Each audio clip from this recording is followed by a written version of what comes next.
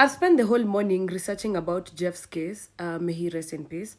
And there are notable incidences that I've collected from the data I've gotten.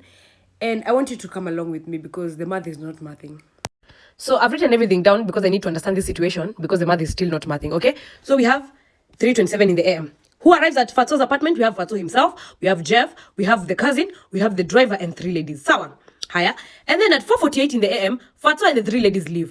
Now, I have several questions here. What happened here? Because we've seen a video of Jeff inside the apartment, taking, the surroundings inside the apartment, which is also a question we need to consider in this case. Sawa. We also need to know whether Jeff was alive by the time Fatxo and the 3 ladies were leaving. So that is an unknown. We don't know in this case. Sawa. Higher. We have 4:48 AM. 4:48 AM, Fatxo leaves, the 3 ladies leave, okay? So apparently Fatxo was dropping off these 3 ladies. Yeah. So we have Jeff plus the driver plus the cousin who are now remaining inside the house. Jeff, at this point, we don't know whether Jeff is alive or dead. I want you to keep that in mind, okay? We don't know whether Jeff is alive or dead. Now, 52 minutes later, that is 5:40 in the AM, 5:40 in the AM, the cousin and the driver are seen looking around. This looking around will relate to a point later on, but meanwhile, the cousin opens a toilet and then he makes a phone call for several seconds. Now, who was he calling? Who was he calling? Another point in the case, this 52 minutes, what happened also? Kwa hizi 52 minutes. Ni nini ilifanyika hapa? Sawa. Now, 7 minutes later, that is 5:47 in the AM, a body flies down. Sawa. It flies down where? The exact place whereby the cousin and the driver were looking around. Sawa. Put that in mind, okay? Now, the pants had been drawn to the knees, which is a question of the day. Could have been a case of sodomy. We don't know. Now, the face was up. Now, I've written here reflex, okay? Sorry for the messy handwriting. Now, reflexes, for those who know biology, for those who did biology, you remember a thing about reflexes, So when you're falling, your body will tend to turn so that you can have a visual of where you're falling. Why was the face up? And the face being up, so meaning the contents of the head spilled out. Sawa. 2 minutes later, that is 5:49 in the AM, we have the cousin and the driver going live, I'm live streaming. I don't know who was playing a guitar.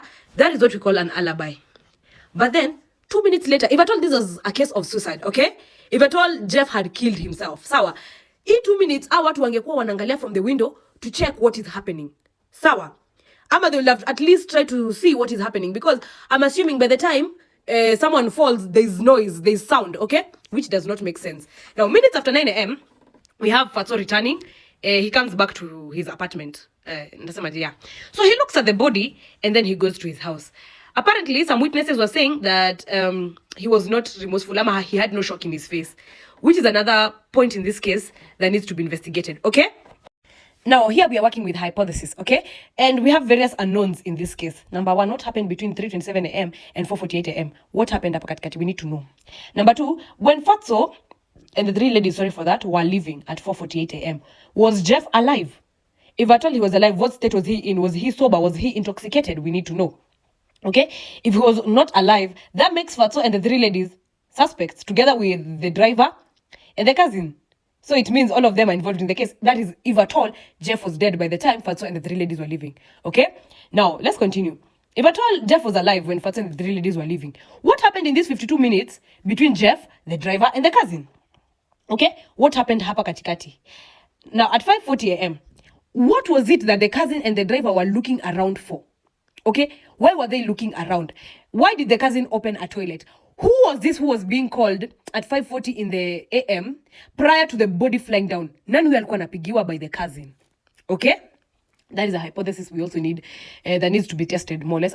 The truth needs to come out. Okay, now at 5:47 AM, we see the body flying down. From the reports given from the management of the apartment complex, no window was open at that time. So how fast did they manage to fly the body down and close the window? Okay. Number 2, pants to knees. Is this a case of sodomy that we don't know? Was Jeff sodomized before he died? That is one thing we also need to know. The face was up. Back to the thing about reflexes. Why was Jeff's face up? Which brings us to this point of, was Jeff alive by the time he was flying down? Moving on swiftly, let's go to 5:49 in the AM, okay? 5:49 in the AM, the cousin and the driver live stream, which is clearly an alibi, okay? If at all it was a case of suicide, you want to tell me there was no noise? Noise was not a variable in this case. Because if at all someone had fallen, there had to be noise, whereby these two will come and check, Allah, what is going on, okay? Another thing, when the management said when the body was falling down, no window was open, how fast was the window closed by a dying man who was committing suicide? So there's a point I did not add. At 6 a.m., the management of the apartment complex came knocking around people's doors, inquiring about the situation, okay? I want you to keep in mind these people were live streaming at 5:49 in the AM. So by the time these people were knocking the door at 6 a.m., the cousin and the driver were dead asleep. People who were live streaming 11 minutes ago. Okay. Now, let's go to minutes after 9 a.m. Fatxo comes back. Can you have a detailed explanation of where Fatxo was with evidence? He looks at the body, and some of the people say he did not have remorse, he was not shocked. Which brings me back to this point. What happened here? By the time Fatxo was leaving, was Jeff alive? Why did the police mark it as a suicide? I'm praying Jeff gets the justice he deserves. However, from this case, we have more questions than answers.